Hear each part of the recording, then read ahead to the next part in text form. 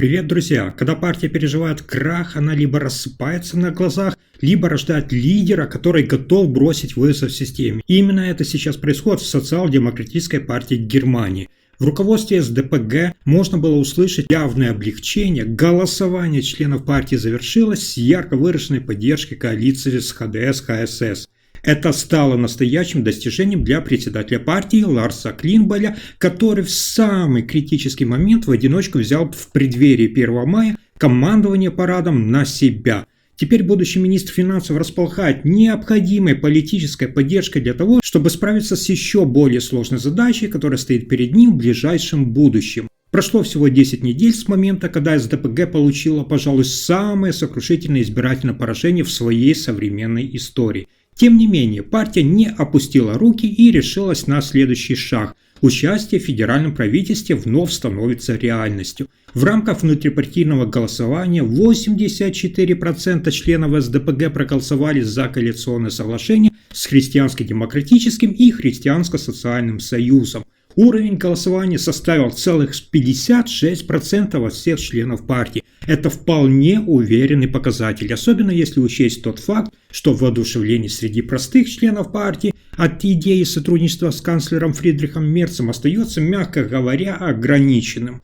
Значительно больше радости после такого голосования, без сомнения, испытал сам председатель партии Ларс Клинболь. Именно он спас 162-летнюю партию от неминуемого распада и полной политической катастрофы. Теперь его задача, как вице-канцлера и будущего министра финансов, повести СДПГ к возрождению и новой роли в немецкой политике.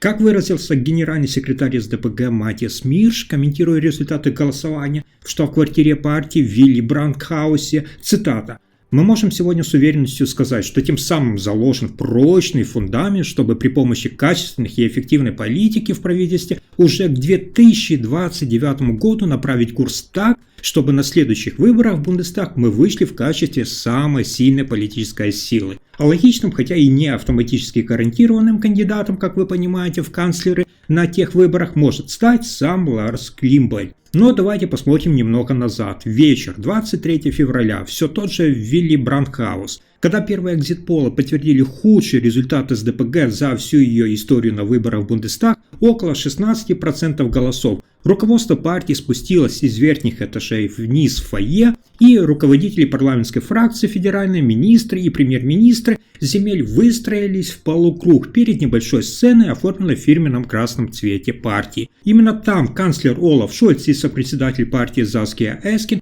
обратились с словами утешения и благодарности к своим коллегам и сотрудникам, которые с 6 часов вечера находились в состоянии шока и ступора. Тот факт, что не все негативные прогнозы опроса подтвердились, в реальности оказался еще более болезненным, чем многие могли себе представить.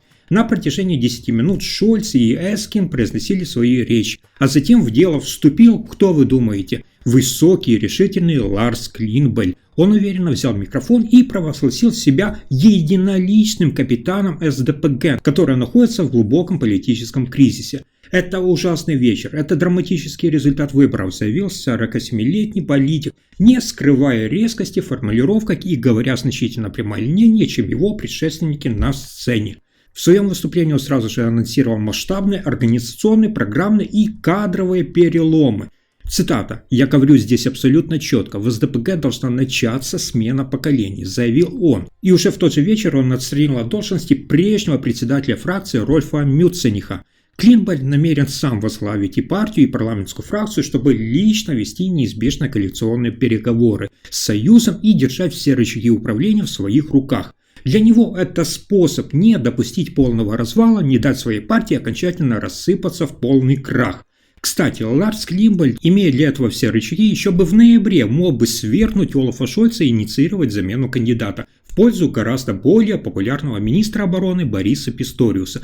Однако уроженец Нижней Саксонии, сыгравший ключевую роль в победе Шольца на выборах 2021 года, не решился на цареубийство, символический, но тяжелый шаг. Интересно и то, что даже сама предвыборная кампания СДПГ еще до наступления дня голосования вызвала острые споры внутри самой партии, и это только подогревало атмосферу. Сейчас, после поражения, ожидаются жесткие внутренние разборки и болезненные перестановки. Внутри самой партии еще свежи воспоминания о разрушительных внутрипартийных конфликтах. Кстати, сам Клинбольд однажды сказал в интервью: «СДПГ смотрела в бездну». Он знал, о чем говорит, ведь лично наблюдал все из первых рядов, будучи тогда совсем молодым, начинающим генеральным секретарем партии. Ему приписывают заслугу в том, что начиная с 2020 года партия была вновь стабилизирована, и с тех пор почти ни один внутренний конфликт не вышел наружу, что по немецким меркам почти чудо. Именно это принесло Клинболю награду в виде стремительного политического роста. Он стал самым молодым председателем этой старейшей и уважаемой партии Германии.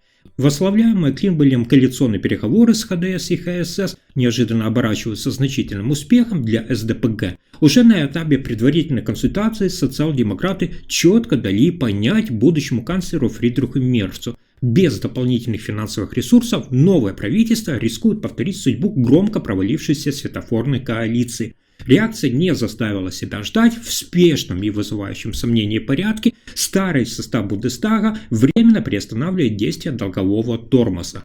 Это решение стало отправной точкой для основного раунда переговоров, в ходе которых опытная команда переговорщиков СДПГ добилась гораздо большего, чем ожидалось. Особенно если учесть, что ХДС-ХСС почти вдвое превосходят их по численности в парламенте, но были гораздо хуже подготовлены. К числу наиболее ощутимых успехов СДПГ можно отнести получение сразу 7 министерств, в том числе ключевого министерства финансов, которое станет центральным элементом нового кабинета министров.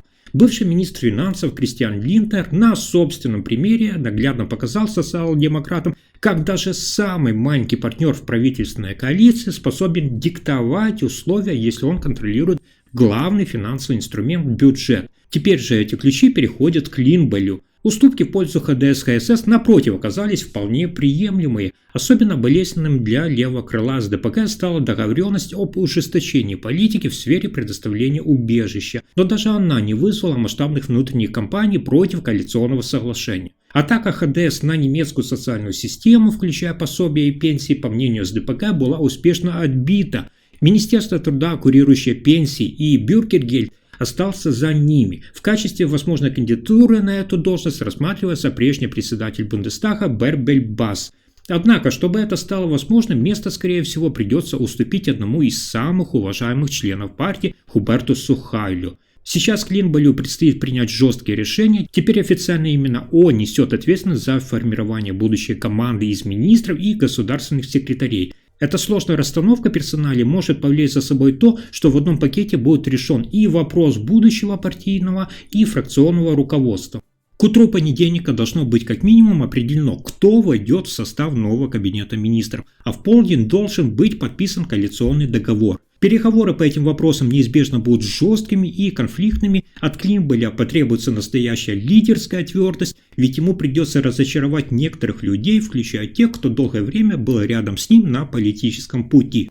В конце июня Социал-демократическая партия Германии соберется на федеральный партийный съезд, в том числе и для того, чтобы избрать новое руководство. Клинбольд тогда вполне возможно сможет остаться на посту партийного председателя, однако остается неясным, кто будет руководить партией вместе с ним, если вообще кто-то будет. Я не исключаю, что вице-канцлер будет возглавлять партию в одиночку. Действующая сопредседательница партии Заскин Эскин сталкивается с серьезной внутренней критикой, особенно региональное отделение на востоке Германии открыто выступает против непопулярной политической фигуры. Сам же Клинбольд не участвует в этой критике публично, но и не прилагает усилия, чтобы спасти Эскин от политического краха. Однако тот факт, что именно она, а не Олаф Шольц, должна стать единственным человеком, кто понесет ответственность за неудачный результат выборов, вызывает раздражение у части партии. Цитата: «Женщина уходит, мужчина делает карьеру». Таким поворотом событий возмущены не только женщины в СДПГ. Как и в случае с вопросом Шольц или Писториус, Клинбольд до сих пор не доказал, что способен вообще принимать трудные кадровые решения и эффективно модерировать внутренние конфликты. А уже во вторник для капитана, скажем так, Клинболя начнется новая глава. На сегодняшний день самый тяжелый политический шторм, похоже, временно обошел его стороной, хотя СДПК по-прежнему перекашивает от внутренних противоречий, ситуация еще не безнадежна. Я вам хочу напомнить, что однажды уже было, когда Олаф Шольц взлетел до кресла канцлера, а до этого, напомню, он был министром финансов и успел зарекомендовать себя по всей стране как надежный деловой государственный управленец. И сейчас может повториться ситуация и с Ларсом Клинболем. А теперь расскажите, как вы относитесь к Ларсу Клинболю? Верите ли вы, что Клинболь действительно спас СДПГ от полного исчезновения, или это лишь временно затишье перед новым политическим штормом? Подпишитесь, чтобы не пропустить новое видео, и спасибо за просмотр.